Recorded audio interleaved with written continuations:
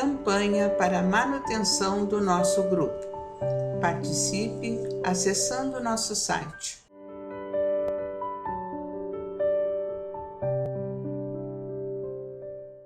Olá, amigos! Estamos aqui mais uma vez para dar prosseguimento à leitura do livro Missionários da Luz, A Vida no Mundo Espiritual, pelo espírito de André Luiz, na psicografia do nosso querido, saudoso Francisco Cândido Xavier. Saúdo os irmãos, trabalhadores, simpatizantes do Grupo Espírita Francisco Xavier, que vem acompanhando os nossos trabalhos.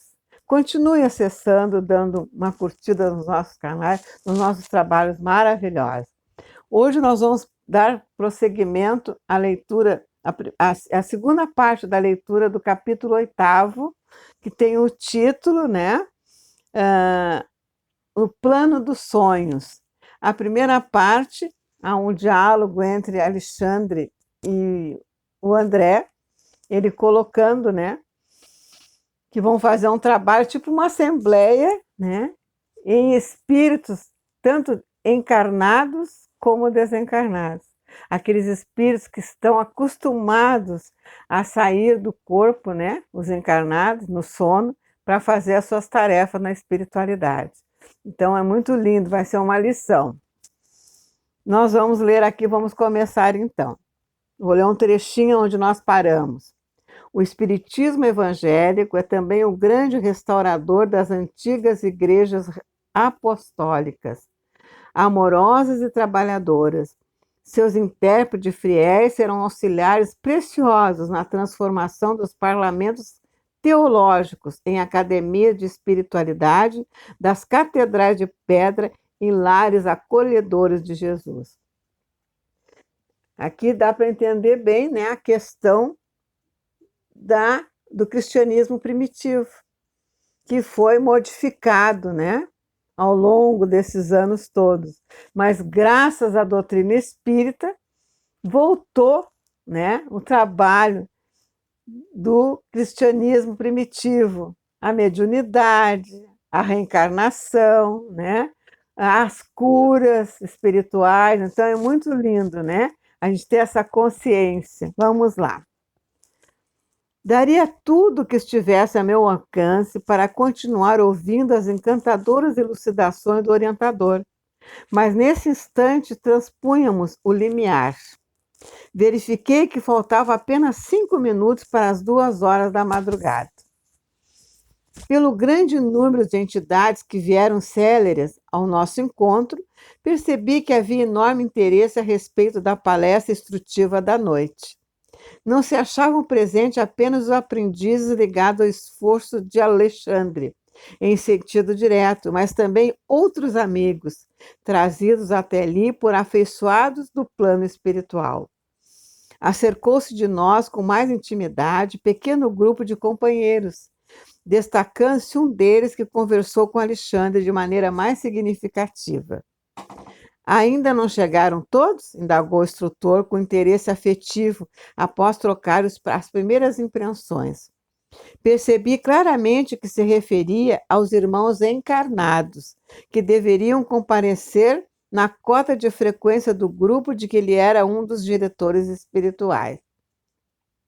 Faltam-nos apenas 2 companheiros, elucidou o interpelado. Até o momento, Vieira e Marcondes ainda não chegaram. Urge iniciar os trabalhos, exclamou Alexandre, sem afetação. Devemos terminar a tarefa às 4 horas no máximo. E mostrando singular interesse de amigo, acrescentou: quem sabe se foram vítimas de algum acidente, convém positivar. No espírito de calma decisão que lhe era característico, recomendou ao auxiliar que lhe prestasse informações. Sertório, enquanto eu vou ultimar algumas providências para as instruções da noite, observa o que se passa. Respeitoso subordinado interrogou: caso estejam os nossos irmãos sob a influência de entidades criminosas, como devo proceder? Deixá-los lá, então, onde estiverem, replicou o instrutor resoluto. O momento não comporta grandes conversações com os que se prendem deliberadamente ao plano inferior. Fim do trabalho, você mesmo providenciará os recursos que se façam necessários. Dispunha-se um mensageiro a partir quando o orientador, percebendo um ardente interesse em acompanhá-lo, acrescentou: se deseja, André, poderá seguir colaborando com o emissário em serviço. Sertório terá prazer em sua companhia.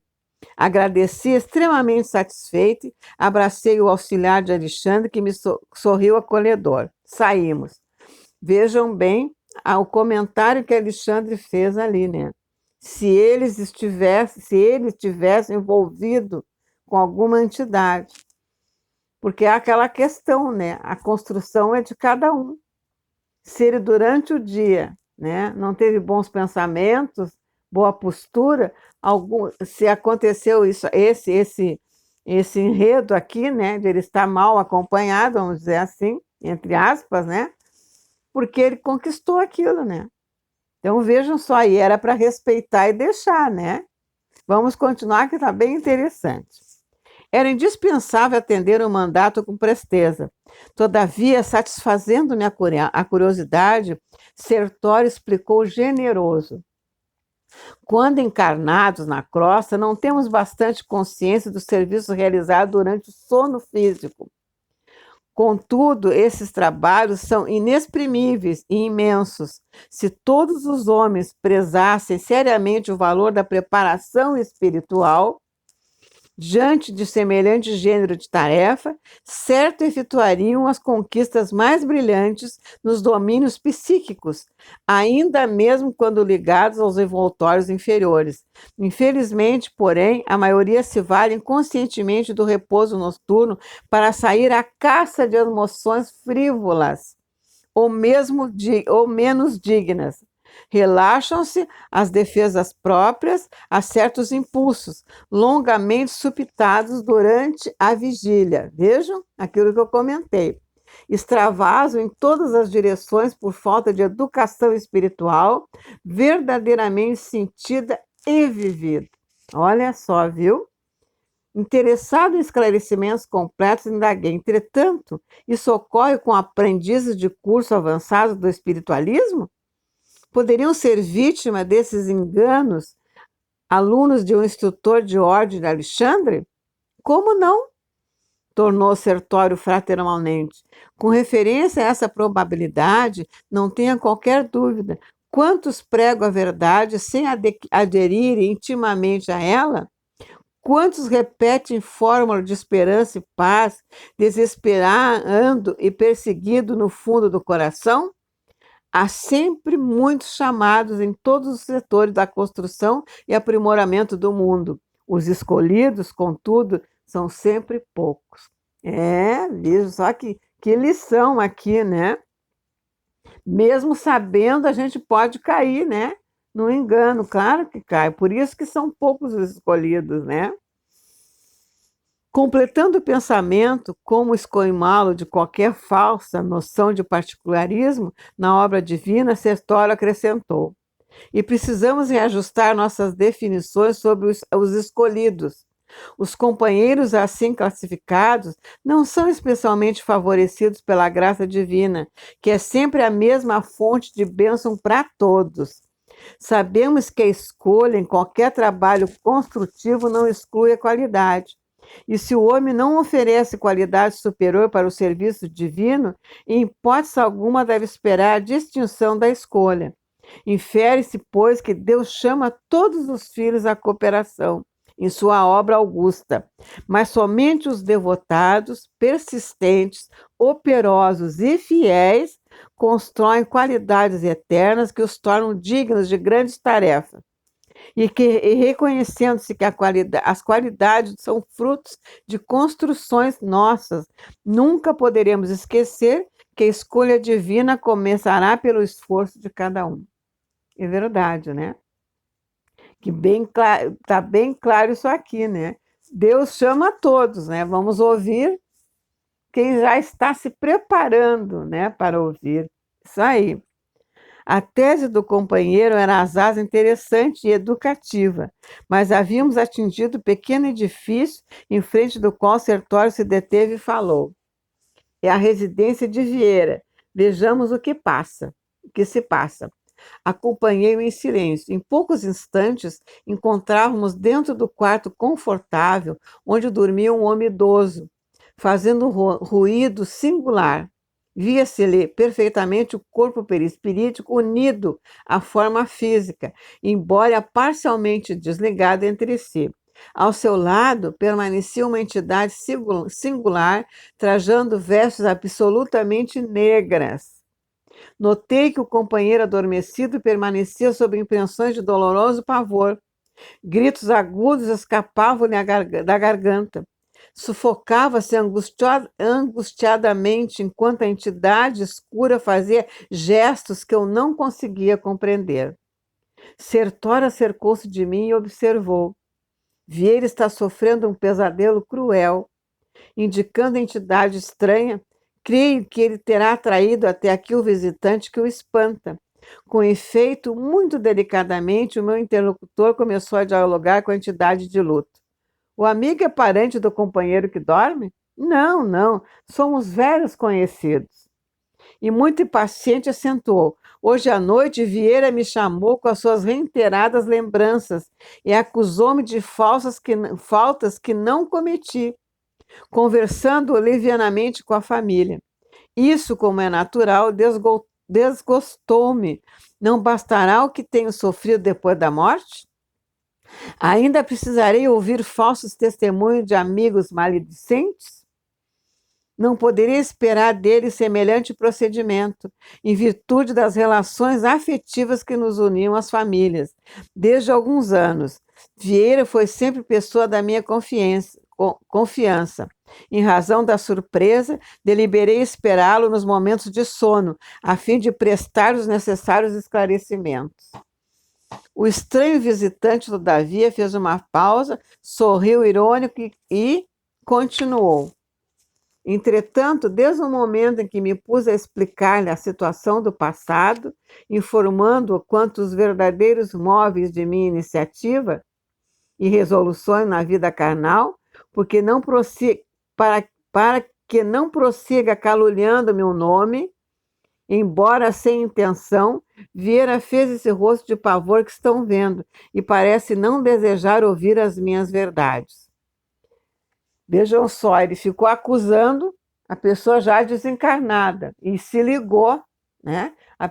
Ele se ligou nela. Olha só o que a gente erra em fazer certos comentários, principalmente, né, os amigos, os afetos que já foram, a gente colocar, né, até uma coisa negativa. Olha o que acontece, isso aqui é uma grande lição, né, uma grande explicação para nós também.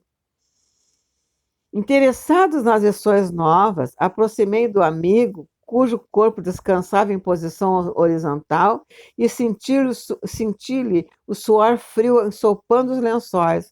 Não revelava compreender convenientemente o auxílio que era trazido, fixando-nos com estranheza e ansiedade, intensificando ainda mais os gemidos gritantes que lhe escapavam da boca. Sentindo a silenciosa reprovação de Sertório, o habitante das zonas inferiores dirigiu-me a palavra de modo especial. O senhor admite que devamos ouvir impassíveis os remoques da leviandade? Não será passivo de censura e punição um amigo infiel que se vale das imposições da morte para caluniar e deprimir? Se Vieira se sentiu no direito de acusar-me, desconhecendo certas particularidades dos problemas de minha vida privada, não é justo que me tolere o esclarecimento até o fim? Não sabe ele, acaso, que os mortos continuam vivos? Ignorará, porventura, que a memória de cada companheiro deva ser sagrada? Ora essa! Eu mesmo já lhe ouvi, em minha nova condição de desencarnado, longas dissertações referentes ao respeito que devemos uns com os outros. Não considera, pois, que tenho motivos justos para exigir um legítimo entendimento? O interpelado esboçou um gesto de complacência e observou: talvez esteja com razão, meu caro. Entretanto, creio deva desculpar seu amigo. Como exigir dos outros conduta rigorosamente correta se ainda não somos criaturas irrepressíveis? Tenha calma, sejamos caridosos uns para com os outros. Enquanto a entidade se pôs a meditar nas palavras ouvidas, Sertório falou-me em tom discreto. Vieira não poderá comparecer essa noite aos trabalhos. Não pude reprimir a má impressão que a cena me causava, e talvez porque eu fizesse um olhar suplicante, advogando a causa do pobre irmão, quase desencarnasse de medo, o auxiliar do Alexandre prosseguiu. Retirar violentamente a visita, cuja presença ele próprio propiciou, não é tarefa compatível com as minhas possibilidades do momento. No entanto, podemos socorrer acordando-o. E sem pestanejar, sacudiu o adormecido energeticamente, gritando-lhe o nome com força. Vieira despertou confuso, estremunhando sob enorme fadiga, e o ouvi reclamar palidíssimo: graças a Deus acordei. Que pesadelo terrível! Será crível que eu tenha lutado com o fantasma do velho Barbosa? Não, não posso acreditar. Ele não está acreditando, mas é verdade, né? Vejam só que compromisso, né? E ele teve consciência do que ele estava fazendo, né? Porque aqui ele pensou, né? Que viu o. Será que ele estava lutando, né, com o fantasma? Olha só, fantasma, né? Bota assim, né? Não nos viu, nem identificou a presença da entidade enlutada, que ali permaneceu até não sei quando. E ao retirarmos, ainda lhe notei as interrogações íntimas, indagando de si mesmo sobre o que teria ingerido ao jantar, tentando justificar o justo cruel com pretexto de origem fisiológica. Longe de auscultar a própria consciência, com respeito à maledicência e à leviandade, procurava materializar a lição no próprio estômago, buscando furtar-se à realidade. E é verdade, né? As pessoas não têm noção do que faz, falando, né? Até pensando, e depois culpa o estômago, né? Acha que foi uma coisa que comeu que não fez bem. E aqui está bem claro, isso aqui é bem rotineiro, né, meus irmãos? Vamos lá, que está muito interessante. Sertório, porém, não me proporcionou ensejo as maiores reflexões. Convocando-me ao dever imediato, acrescentou: visitemos o Marcondes. Não temos tempo a perder. Daí 2 minutos penetramos no outro apartamento privado. Todavia, o quadro agora era muito mais triste e constrangedor. Marcondes estava de fato ali mesmo, parcialmente desligado do corpo físico, que descansava com bonita aparência sobre as colchas rendadas. Não se encontrava ele sob impressão de pavor, como aconteceu o primeiro visitado. Entretanto, revelava a posição de relaxamento com características dos viciados no ópio. Olha só. Ao seu lado, 3 entidades femininas de galofeira expressão permaneciam em atitude menos edificante. Olha também o que ele atraiu, né? Vendo-nos de súbito, o dono do apartamento surpreendeu-se de maneira indisfarçável, mormente fixando Sertório, que era de mais antigo conhecimento. Levantou-se envergonhado e ensaiou algumas explicações com dificuldade. Meu amigo, começou a dizer, dirigindo-se ao auxiliar de Alexandre, já sei que vem procurar-me, não sei como esclarecer o que ocorre. Não pôde, contudo, prosseguir e mergulhou a cabeça nas mãos, como se desejasse esconder de si mesmo. A essa altura da cena constrangedora, verifiquei, então, sem vislumbres de dúvida, que as entidades visitantes eram da pior espécie de quantas conhecia eu nas regiões das sombras. Irritadas talvez com o recuo do companheiro, que se revelava triste e humilhado, prorromperam em grande algazarra, acercando-se mais intensamente de nós, sem o mínimo respeito. Impossível que nos arrebatam, Marcondes, disse uma delas enfaticamente. Afinal de contas, vim de muito longe para perder meu tempo. Assim, sem mais nem menos, ele mesmo nos chamou para a noite de hoje, exclamou a segunda atrevidamente, e não se afastará de modo algum. Sertório ouvia com serenidade, evidenciando íntima compaixão. A terceira entidade, que parecia reter instintos inferiores mais completos, aproximou-se de nós com terrível expressão de sarcasmo e falou, dando-me a entender que aquela não era a primeira vez que Sertório procurava o sítio para os mesmos fins e nas mesmas circunstâncias. Vejam só, né? Os senhores não passam de intrusos. Marcondes é fraco, deixando-se impressionar pela presença de ambos. Nós, todavia, faremos a reação. Não conseguirão arrancar-nos o predileto. E gargalhando irônica, acentuava: também temos um curso de prazer. Marcondes não se afastará. Contrariamente aos meus impulsos, Sertório não demonstrava a mínima atenção. As palavras e expressões daquela criatura, porém, irritavam-me. Ao meu lado, o auxiliar de Alexandre mantinha-se extremamente bondoso. A própria vítima permanecia humilde e triste. Por que semelhantes insultos? Ia responder alguma coisa no sentido de esclarecer o caso em termos precisos, quando Sertório me deteve. André, contenha-se. Um minuto de conversação atenciosa com as tentações provocadoras do plano inferior pode induzir-nos a perder um século. Olha só o que ele coloca aqui, em 1 minuto de conversação, perde um século de trabalho, né? De adiantamento. Em seguida, com invejável tranquilidade, dirigiu-se ao interessado, perguntando, sem espírito de censura: Marcondes, que conta darei de hoje de você, meu amigo? O interpelado respondeu lagrimoso e humilhado: ó Sertório, como é difícil manter o coração nos caminhos retos. Perdoa-me, não sei como isso aconteceu, não posso explicar-me. Sertório, porém, parecia pouco disposto a cultivar lamentações e, mostrando-se muito interessado em aproveitar o tempo, interrompeu. Sim, Marcondes, cada qual escolhe as companhias que prefere.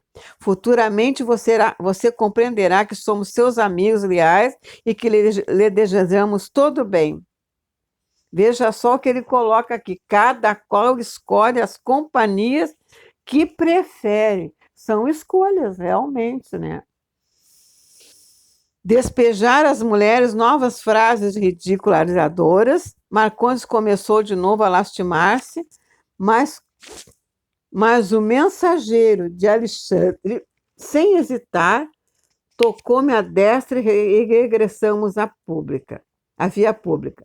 Voltemos imediatamente, disse ele decidido. Em que ficamos? Indaguei. Não vai acordá-lo? Não podemos agir aqui do mesmo modo.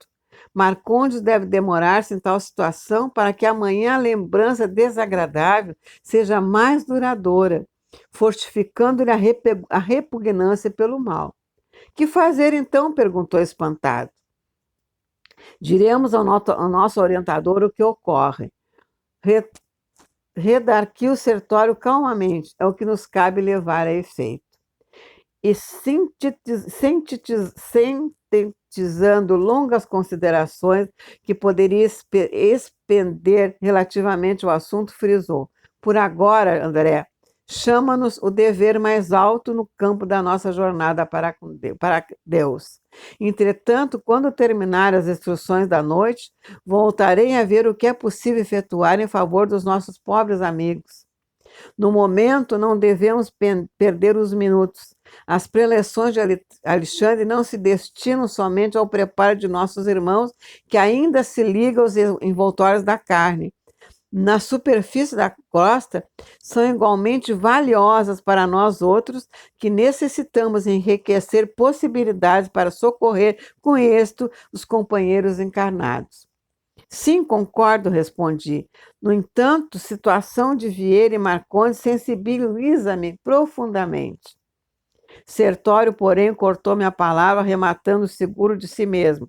Conserve seu sentimento que é sagrado, não se arrisque, porém, a sentimentalismo doentio.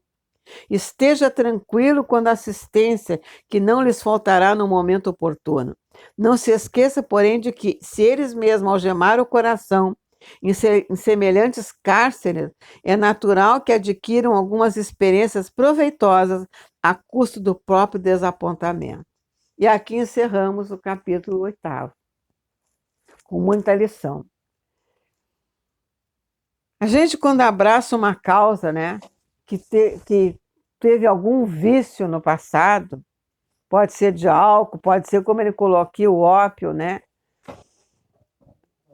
ao cigarro, né, quando nós nos dedicamos, né, a um trabalho espiritual, nós temos que estar muito atentos, porque as entidades vão nos tentar, vão nos envolver, e a gente tem que estar muito firme para não entrar nessa questão. E o rapaz entrou, né? E aquelas 3 entidades já conheciam a fraqueza dele e ficaram envolvendo ele e ali, né, aproveitando também o ambiente que ele montou, né? Então vejam só como orar e vigiar tem que ser muito forte em nós, meus amados. Essa lição aqui foi grandiosa. Tanto a primeira da maledicência, do falatório, que a gente tem que cuidar muito, como essa segunda do vício, né? Porque não deve ter sido a primeira vez que ele fez isso, senão ele não estaria com aquelas 3 entidades sarcásticas, né? E ainda fazendo aquele tipo de conversa com Alexandre, né? E o Sertório. Então fica aí a lição de hoje, muito profunda, né, meus amados? Que livro lindo, que está nos trazendo tantas lições. Mas continue acessando o nosso canal, os nossos trabalhos, né? As nossas palestras de todos os dias, às 20h30. As reflexões continuam às 7h da manhã. Os trabalhos de final de semana lindíssimos, né? Continue acessando o nosso canal, dando sempre uma curtida. E que Deus continue nos amparando para que sejamos esses instrumentos de amor que a espiritualidade possa nos usar, né? Para tantos trabalhos, até durante o sono mesmo, né, meus amados? Que Deus nos abençoe. Até a próxima. Um grande abraço. Campanha para a manutenção do nosso grupo. Participe acessando o nosso site